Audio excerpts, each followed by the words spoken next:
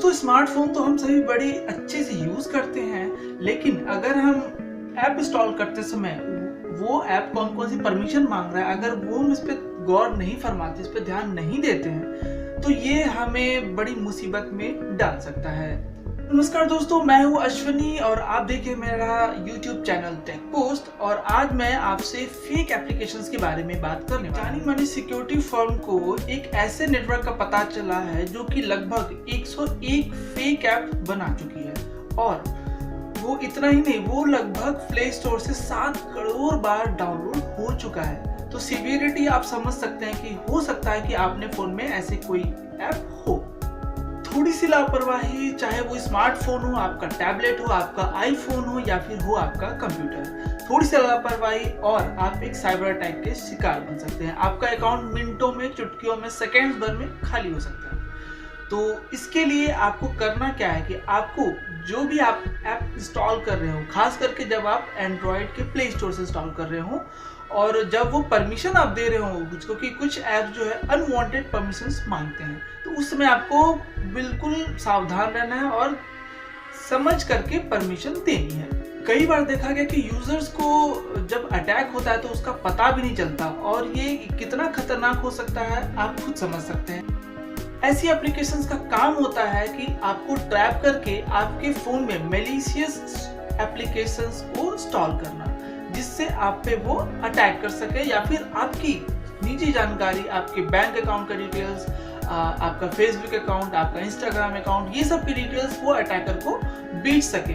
इनका मकसद बस इतना सी होता है। बाद में अटैकर जब आपको अटैक करता है तो फिर आप मुश्किल में पड़ जाते हैं। तो मुद्दे की बात यह है कि इससे बचा कैसे जाए।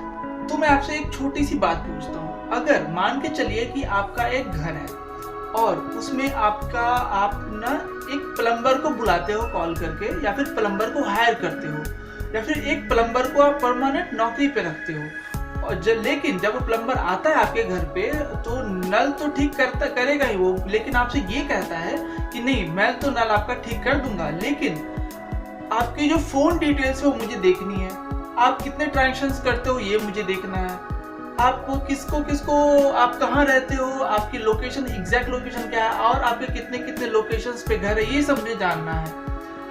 तो आप क्या कहोगे? आप कहोगे ये तो बदतमीजी है सरासर। एग्जैक्टली, जो फेक एप्लीकेशन है इसी तरह काम करती हैं। मान के चलिए कि आपने कोई साइंटिफिक कैलकुलेटर डाउनलोड किया ऐप स्टोर से, लेकिन आपको कैलकुलेटर यूज करने के दौरान जब आप उसको स्टार्ट करते हैं तो आपका लोकेशन मांगता है, आपकी ऑडियो रिकॉर्डिंग की परमिशन मांगता है, आपकी कॉल डिटेल्स की परमिशन मांगता है। भला क्यों?